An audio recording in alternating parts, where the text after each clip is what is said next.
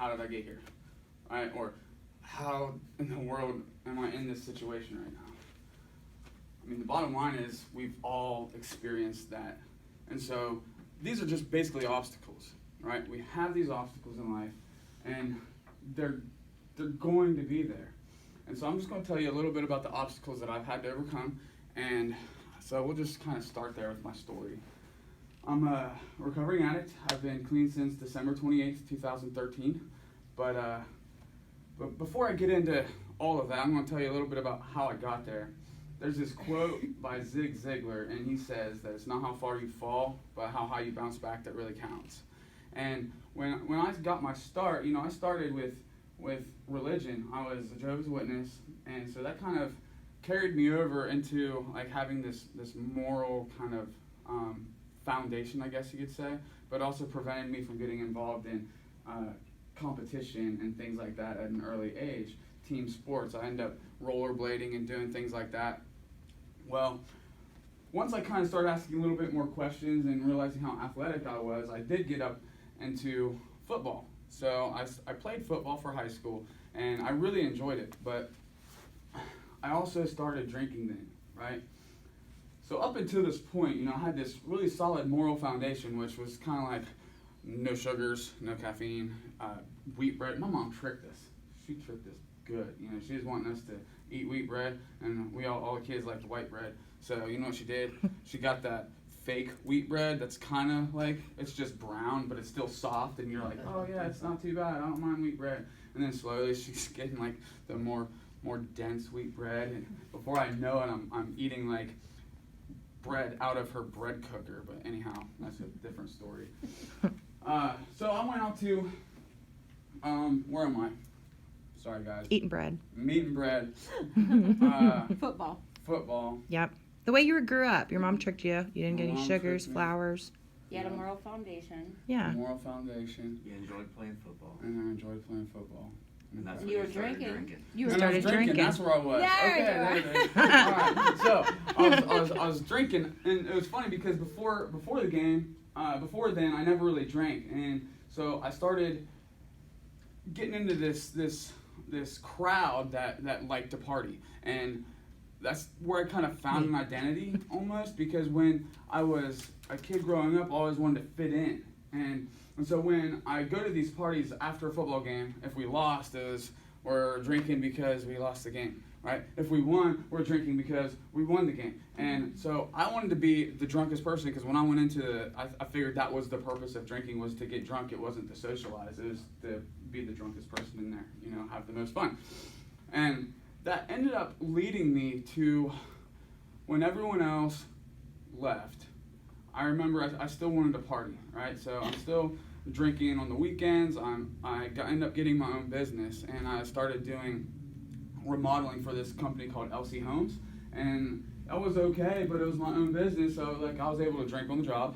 And so I have my Coors Light, 30-pack Coors Light, have that on the job, and I would drive just with the beer, drive drunk everywhere I go. Honestly, I didn't find a reason.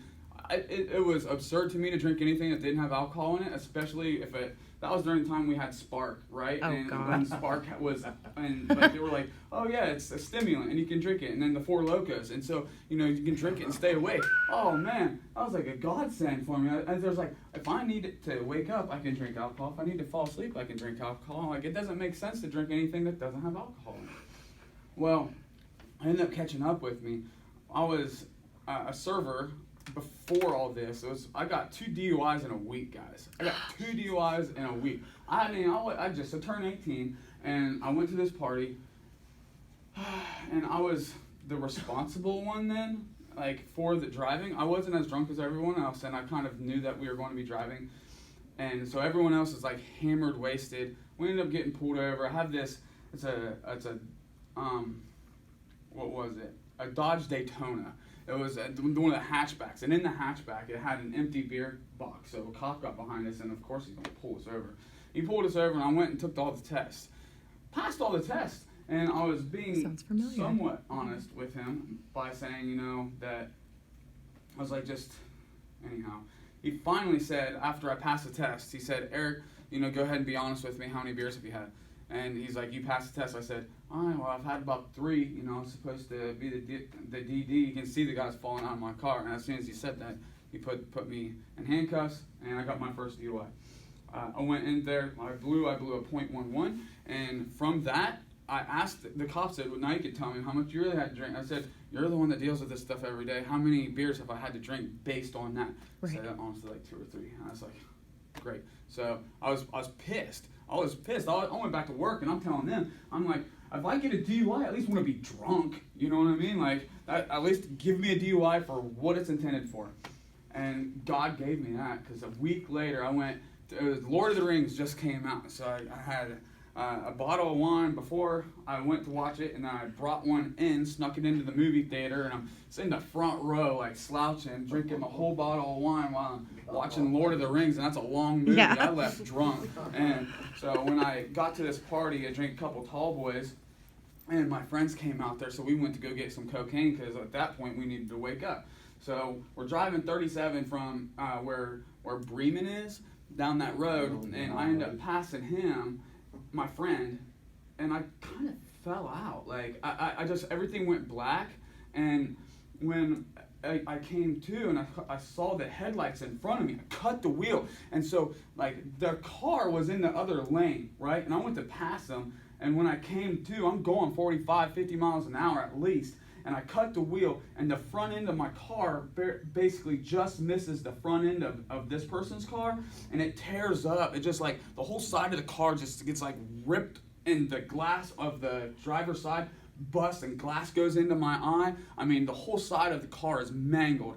I get out of the car like, what the heck just happened? And all I think about is the beer in the back seat. I was like, I gotta get this. Okay, I just got in this huge wreck, and all I'm worried about is getting a DUI with the beer in my back. So I grabbed the rest of the beer, and I run it up the hill into this guy's farm, drop it off. My friend leaves us.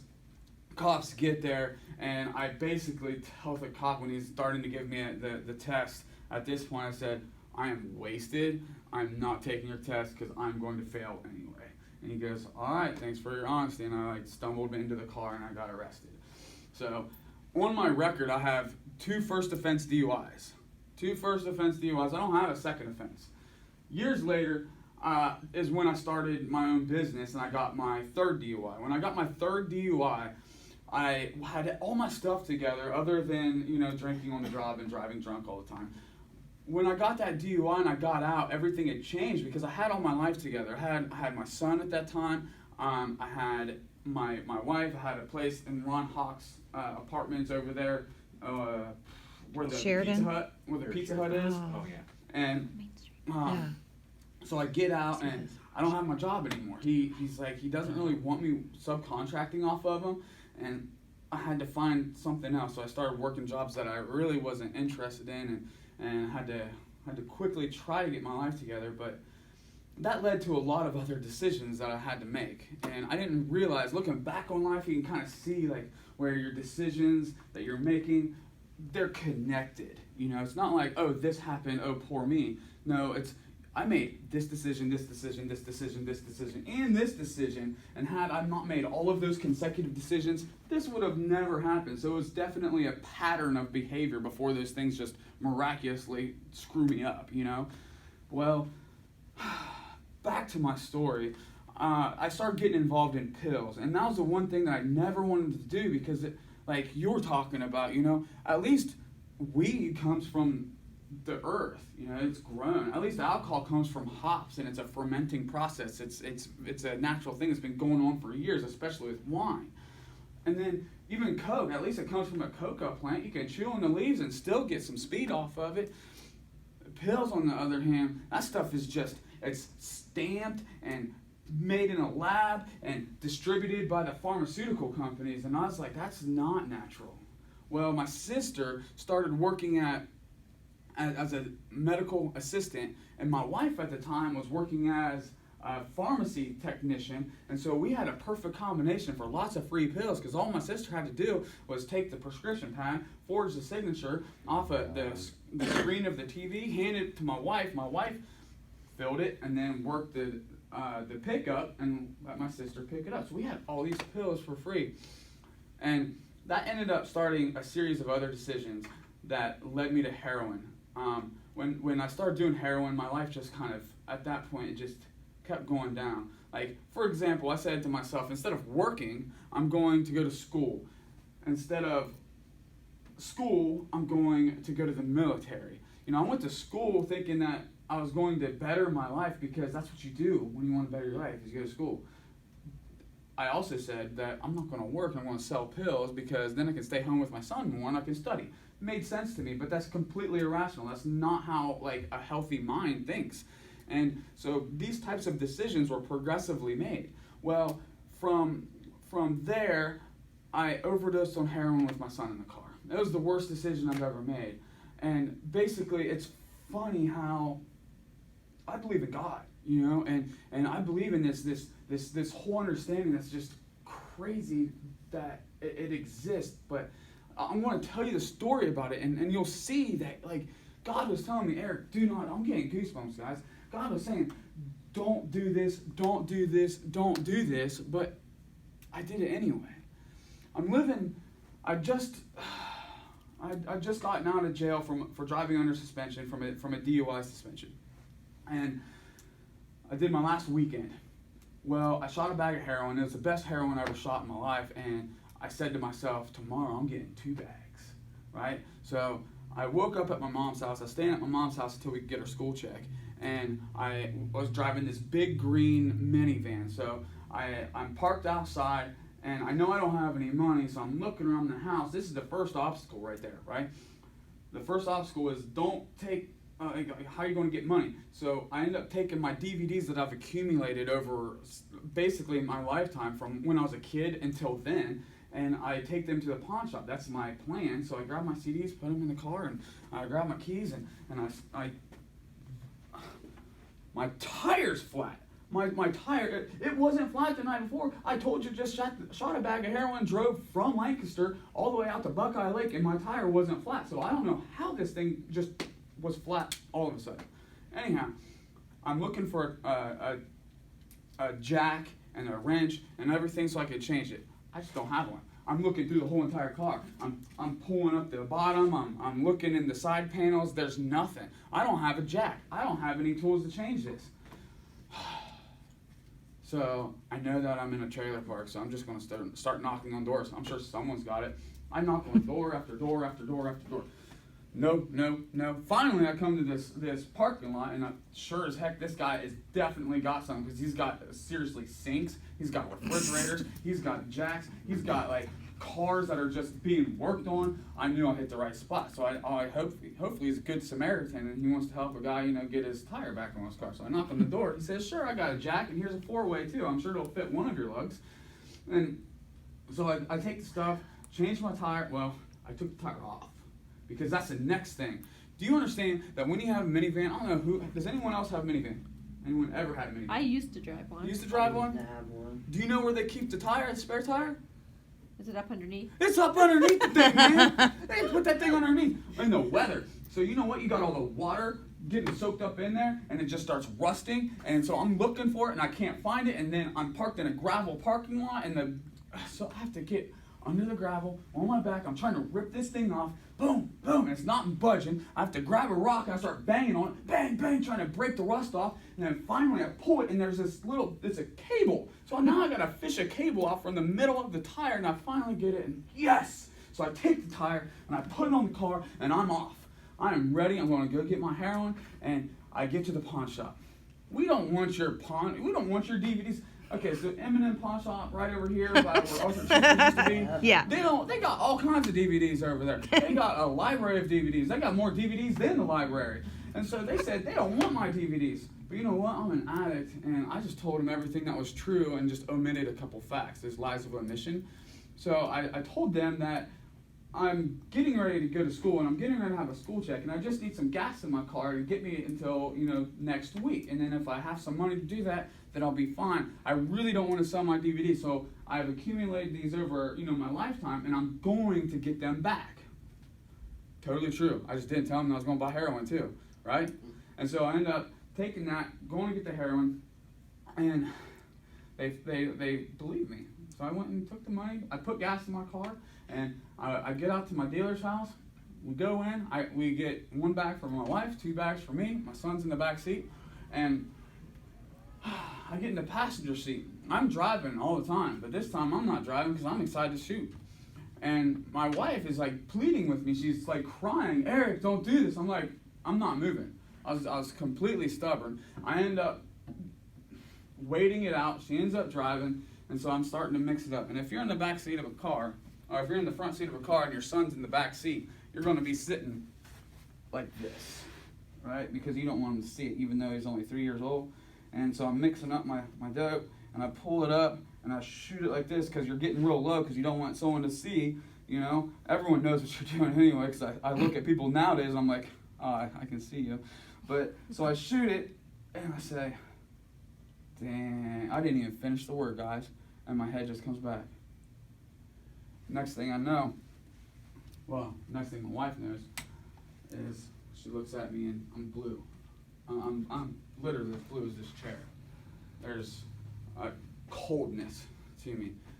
At first she's looking over before I was blue, and I mean, it's kind of normal for someone who shoots dope to fall out. When I turned blue, she freaked out. And there's 2 things that addicts know what to do. Well, heroin addicts know what to do when someone falls out.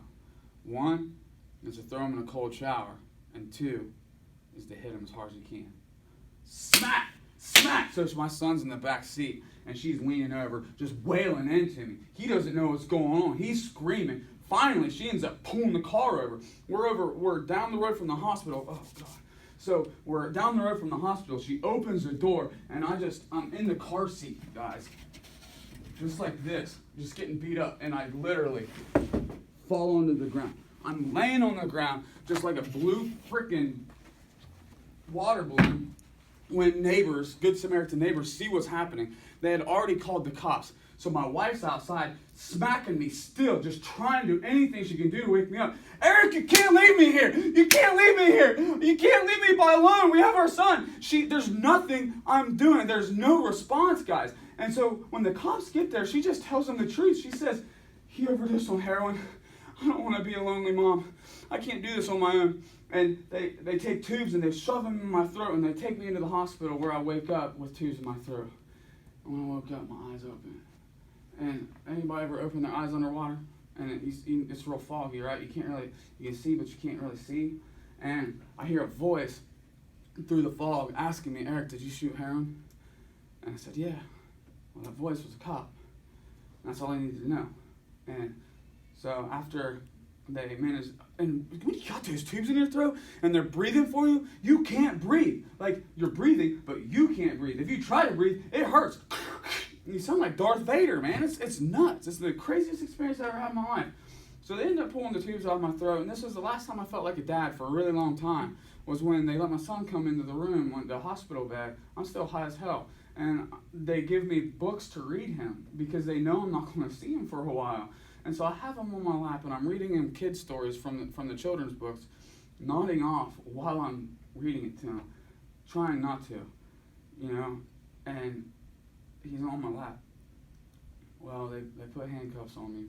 I went to jail, and that was when my life everything changed.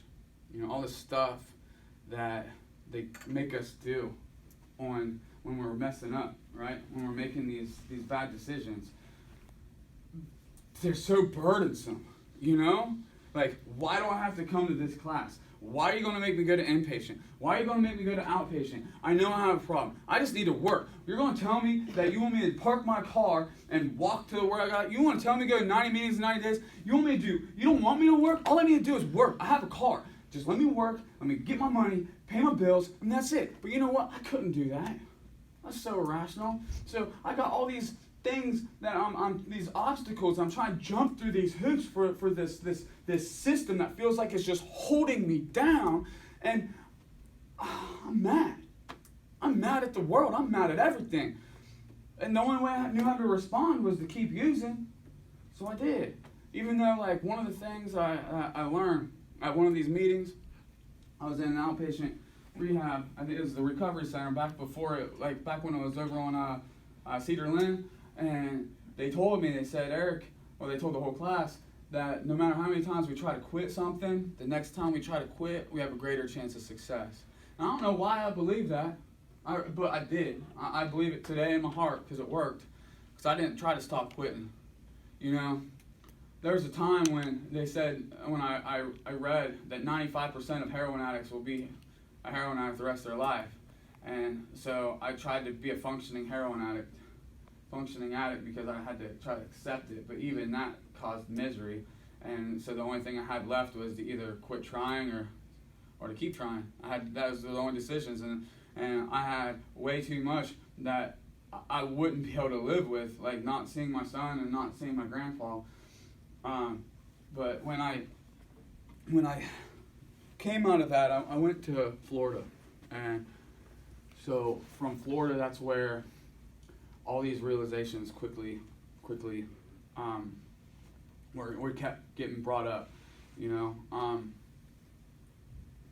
Sometimes it's like we gotta learn things the hard way, and even the little things, because we have this part of us that says, I know, because we hear it all the time. I know. Like, for example, it's your problem.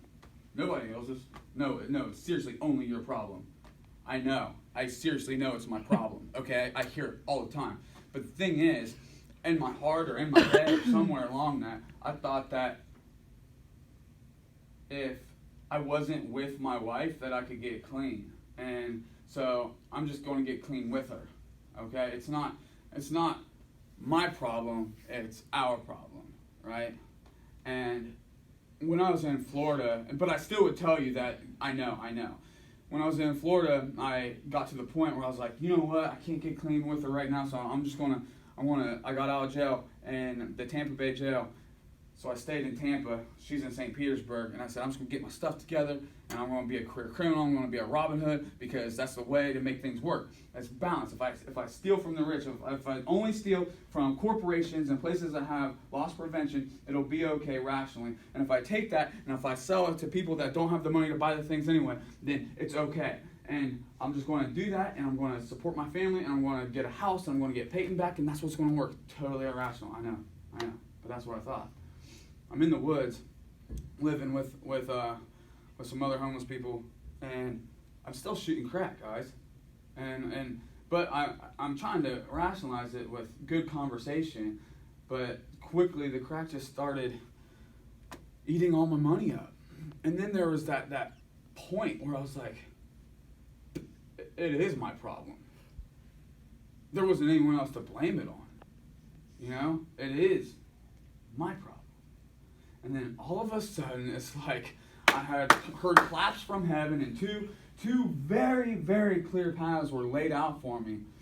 And one was, I can focus on what I'm doing, and I'm going to have this life that I'm going to live, but I'm never going to see my son. And my grandfather's going to die, and he's still going to die with worry on his heart because I was his favorite grandson. Or I could take this path and make my grandfather proud and have my son in my life, but it's not going to be easy. And I don't know how else to explain it. I had to realize, like, that's the one lesson I had to learn before all my tries of trying to get clean finally worked. But you know what happened, guys? When I came back, I had 13 misdemeanors and 4 felonies waiting for me upon my return. I get on the plane, and there's a long story. If you ever want to check out some of my stories, check out my blog. But I went on the plane, got arrested straight off the plane, went into jail, and the big thing that was different, okay, is I was going to war, right? When I went into jail, I wasn't talking to the same people. I wasn't having the same conversations. I was going to war, and the person I was going to war with started in here, right? So I had to renew this. So you know what? I'm reading the Bible. I'm reading leadership books. I'm reading The Art of War. When people are trying to talk in my cell, when people are talking about things that I didn't want to hear, instead of getting angry or trying to hide, I would interject into the conversation and start talking and then just steer the conversation somewhere else, somewhere productive, right? When I went to rehab, I said, I'm going to war. Like, this is serious stuff. I need to learn everything I can learn because it's the only way to stay clean. Because every other time that I didn't take this stuff seriously, I never got clean. I never made something out of myself. And so that's what I did. That whole mind shift had happened where I am preparing for war. And I still do that on a daily basis. I'm not lying. Every morning I wake up, I have to remind myself of what I'm thankful for. 3 things every morning. I wake up, I write, I am thankful for this. I am thankful for that. One of the things yesterday, what I was thankful for, I had a refrigerator. Because I lived on the streets, I slept on church steps, I slept on beaches, and I'm thankful for that because I know what it's like not to have it. I'm thankful because I woke up in a bed with a cover because it's cold outside. And I've slept outside when it's cold. I've slept outside and had bugs eating on me. I'm thankful for that. So all these little habits that you can do to mentally prepare. In conclusion, guys, when we know that we're going to have moments in our life that we're going to say, how did I get here? We're going to have days we're just going to say, I don't know what to do. So the bottom line is these obstacles that are going to happen. You're not going to get away from life without having obstacles in your way. It's just, that's not how it's designed. I'm sorry, it's not going to happen. But are you going to prepare for it like war? Are you going to take life seriously? Because that's what it takes for people like us. Honestly, it's not easy. So just do it like that, man. So where I'm at today, I am a personal trainer. I broke my femur, my ankle, both my hands, and I was put face to face with pills again, and I ended up dumping them down the toilet because I can't do it. Okay, so that's a whole nother story. But during that, I learned that I have to give back. I have to live for other people, you know? I mean, how hard is that? I gave my life to pills. I gave my life to drugs. I gave my life to alcohol. I gave my life to all that stuff. How hard is it for me to just give my life to something else? Obviously, my life doesn't mean a whole lot. All right? I'm going to give it to you guys. I'm going to give it to the people that I work for. I want to give it to each one of my clients to try to be the best personal trainer I can and care about their goals. I met a new girl. My wife and I, my ex-wife, have an awesome relationship. I root for her every day. There's just the things that we went through together, the level of trust, and I wish we could, but we are much better being on the same team apart than being together working against each other. And we've realized that. I have a girlfriend and she's pregnant. And I have a daughter on the way, January 15th. I'm super excited for her. I am super excited for that. And I look forward to telling my story to as many possible people as I can. I mean, if you take that look on life, that it's a war, and prepare for it, and look up, because there's all kinds of information out there on healthy mindsets. Check out the reticular activating system. It'll change your life. It'll change your life just learning about little things like that. Or just every morning you wake up, 3 things.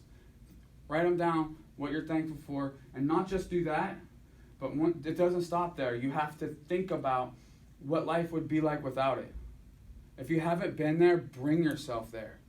And then feel the appreciation. And if your life doesn't change in 30 days after doing that, then message me on Facebook and I'll call myself a liar to everyone because it's not going to happen. It will not happen. You guys can do it. All right? Thanks for listening to me.